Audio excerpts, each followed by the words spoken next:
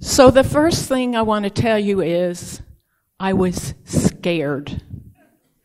It was a Monday morning. I went into the office. My boss asked to see me. And when I walked into his office, he had another guest, the director of HR. Not a good sign. My boss had recently become vice president and decided to reorganize the department, and he reorganized me right out the door. Did I say I was scared? I was a woman in my mid-60s. No, this did not happen 15 minutes ago. And I had not looked for a job for 40 years. Wait, I didn't work there for 40 years. I was one of those lucky people who had jobs come looking for them. So I never had to find a job until now. I was scared. I wasn't ready to retire. I loved what I did. They made it clear they weren't letting me go on performance. Forgive me, duh. And I didn't have a plan. It took me a few days, but here's what I realized. I'd been preparing for this moment my whole career. I'd lived in Tampa for a long time, longer than some of you have been on the planet. I'd had great jobs where I met amazing people. And love for the community propelled me into volunteer work, where I became a leader and met people. Without being intentional or purposeful, sorry folks, I had developed a strong network of people who knew me as a person of high integrity and ethics. And when I did not know what in the you-know-what I was going to do next, they rallied around me. Many of them are in this room with me today. One of them suggested the perfect next job for me. And then she said, "Isn't it too bad it doesn't exist?" And then she said, "Just because it doesn't exist doesn't mean it can't exist." I said, "Sure. You want a woman of my mature years to invent a position, convince a huge state university, the Green, that they should add the position to their portfolio and that they should hire me to do it." And here's what she said. "Don't you think you can?" I hope you have a friend like that. I did invent the job, and because of a warm relationship with somebody who worked at USF Health, I convinced her to advocate for me, and they hired me. They hired me for a job that I've been doing for 6 years.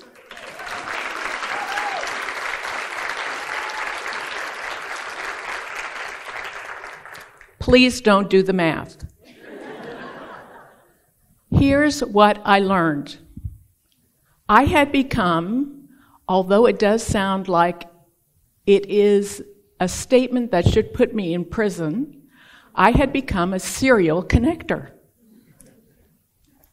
A serial connector connects people expecting nothing in return. A serial connector values relationships. A serial connector takes opportunities and creates opportunities. During the pandemic, we really learned how important relationships were. My husband, who's here with me today, could always tell what kind of a day I had. When he came home, he said, "You were with people today, I can tell." That meant I was in a good mood. I did not like the Zoom and gloom life. It didn't work for me. But being with people and listening to what they were doing and getting somebody she didn't know and he didn't know and finding a point where they could find mutual benefit, magic. It's the most fun. In his classic book, The Habits of Highly Effective People, there's 7 of them, Stephen Covey talks about relationships as a point of investment. Relationship equity is something to be considered. I don't know if anybody still uses anything as quaint as a checking account anymore, but with a checking account, you can't make a withdrawal unless you have something on balance. Well, you can, but it doesn't turn out well for you. In relationships, you too have to create a balance. And you do that by giving. By giving without expecting anything back. If you do this, when you do need something, it's there. Occasionally I do things that help other people that have no benefit to me, and they'll say to me, "What can we do to thank you?" And usually I'll say, "You don't have to do anything. I'm really not that nice. This is how I'm getting into heaven." I am part Sicilian, so sometimes I say, "Have you seen The Godfather? Someday I may come to you. Let's hope it doesn't involve a dead body or the head of a horse." We remember probably a game we used to play called The 6 Degrees of Separation from Kevin Bacon. In this world, it's probably more like 2 degrees now. But I like to think of myself as that kind of person in Tampa. If you want to meet somebody and you want me to introduce you to that person and I don't know them, I can get to them in a good way. I have a wonderful boss at USF Health who asked me to introduce him to somebody who is new to the community. And he said, "Can you get me a lunch with Mr. Smith?" I said, "Of course I can get you a lunch with Mr. Smith." He said, "Well, he's new to the community. How are you going to do that?" I said, "You don't need to worry about that." I use that magic wand called LinkedIn, where you can go and say, "Gee, I wish somebody would introduce me to Joanne Sullivan. Who do I know that's in her network? And do they like me enough to do a favor?" I believe that we all have those opportunities, but we cannot abuse our connections, and we have to be very grateful when they help us.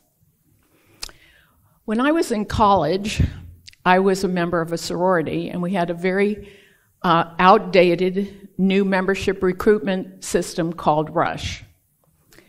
And when the potential new members were coming to the house, usually a newer member would say, "What do I do if I get a girl and I can't get her to talk?" And somebody would turn around and point at me. They'd say, "Bring her to Joanne, she can talk to a wall." If you've read the book Tipping Point, you know that Malcolm Gladwell talks about connectors. He says connectors have a knack for building relationships and acquaintances. And he also says that they have a huge number of acquaintances. So think about it. I know you, and you have a network. You know me, and I have a really good network. And all of those people are out there, and they're people that we can get to in a good way if we have the opportunity to develop those relationships. I was at an event not too long ago. It was the EDC's annual meeting. If you've ever been to it, it's huge. I walked into the room, and there was a young professional person standing at a high-top table scrolling through his phone. Well, obviously, that's not what you're supposed to do at the EDC annual meeting. So I walked over to him, and I said, "Hi." I said, "I don't think we've been introduced. I'm Joanne Sullivan." Put my hand out. He put his hand out, and he introduced himself to me. I said, "These events can be a little daunting, can't they?" He said, "Yeah, I don't even know where to start." I said, "Well, I'll give you some tricks that I use. When I walk into a big networking event, the first thing I do is find somebody who is alone. And I go over and introduce myself to them. Trust me, if you're standing alone at a networking event, you want somebody to come talk to you. And then I usually start a conversation with that person. And I say, "What brought you here tonight? What do you know about the EDC?" I don't pepper them, ask, answer. And then after we've talked a little while, I put my hand out and I say, "Thank you so much for talking with me. I've really enjoyed our conversation.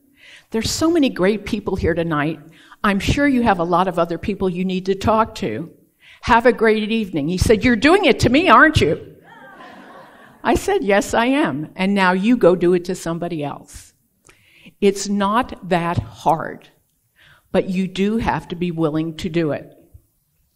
The other thing Malcolm Gladwell says is that connectors stay in touch with a lot of people. If you got a card when you bought a new house, or someone wrote you a note when you got a promotion, or someone brought you a meal when your baby was born, you know a connector. Because one of the things connectors really like to do is be memorable. The only way their networks work is if people remember them in a good way. So you might be sitting there thinking, "I might like to do this connector thing." So I'm going to give you some tips. You need to listen. You need to listen, not so the other person will stop talking so you can convince them how brilliant you are, but you need to listen to hear what they're saying. Somebody told me this absolutely true story that I have to share with you. Two men on an airplane, sitting together. One of them is telling his seatmate, "I climbed Mount McKinley, I almost died on Mount Everest, I've explored the rainforest." All through this plane ride, he's telling this other guy about all his exploits, and as they're taxiing into the gate, he says, "I don't think I introduced myself to you. It's been great talking at you." And he gave the man his name, and the other man put his hand out as he was getting out of his seat to walk out of the plane. He said, "Nice to meet you, I'm Neil Armstrong." So if you have a conversation, that means two people are talking, and if you're a connector, you're asking questions. As somebody said to me once, "We've been talking about me so much, let's talk about you." I said, "Oh no, I already know all about me. You're much more interesting." Connectors do not keep score. We don't sit around and say, "I'm not calling her. She owes me a phone call. Why didn't he answer my email?" There's somebody in this room today who I won't embarrass by mentioning their name that I met and was relentless about getting another meeting, and he blew me off every time until someone who knew him appreciated something I did for her, and she said, "Is there something I can do for you?" And I said, "Yes, there is. Get me a meeting with him." He's sitting here today. And I'm pleased to tell you he's just not a professional friend. He's become a personal friend too. Connectors express appreciation. I mentored a young man that I was able to set up a meeting for with a very prominent CEO in his field. After the meeting, he called me and I said, "Well, let's talk about how you're going to thank him." He said, "Oh, I'm going to send him a text." I said, no, you're not.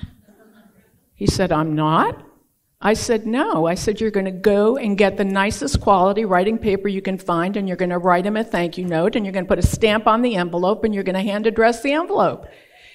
He said, well, what's his address? I said, pretend he is a gorgeous woman you met at a bar. Pretend he's someone you're dying to see again. Get the damn address yourself. Those kinds of acts of appreciation are so memorable to people because most people don't do it. So if you want to be a connector, you have to be memorable. The other thing I encourage you to do is cherish chance encounters. I was at Synapse yesterday. Maybe some of you were there too. It was very exciting. There was a long line to get in, and I was, let's say, one of the more mature people in the line. And there was a young man standing in front of me. I had a USF Health pin on. He turned around and he said, oh, do you work at USF Health? Well, yes, I do, I said brightly. He said, oh, I graduated from the Morsani College of Medicine. You did? Yes. He said, I'm a resident in Tampa General. Now, a connector would never let anything like this go. What is your specialty? I'm a pediatrician. Are you enjoying your work? He said, I enjoy it, but a few months ago I treated a child who drowned and the child died. It was very hard. He said, but I did something about it. I'm starting a device company that will have a thermonature that you keep in the pool. And if the size and weight of the person you program into your phone falls into the pool, a very loud alarm goes off. And I said to him, that's a great idea. Would you let me tell the people at USF Health Communications about you so that they can write an article about you and maybe attract some venture capital for you? This is my new best friend. But this is what connectors do. They don't sit around and say, I wonder if that would be a good idea. They put it out there. Because if I can do something to help someone else, that's what I want to do. I say this a lot. We're all here to help each other. And whether it does any good for me or not is completely immaterial. What I like to say is, you never know. One other thing connectors do is they join things. They become board members. They volunteer because they're collecting people.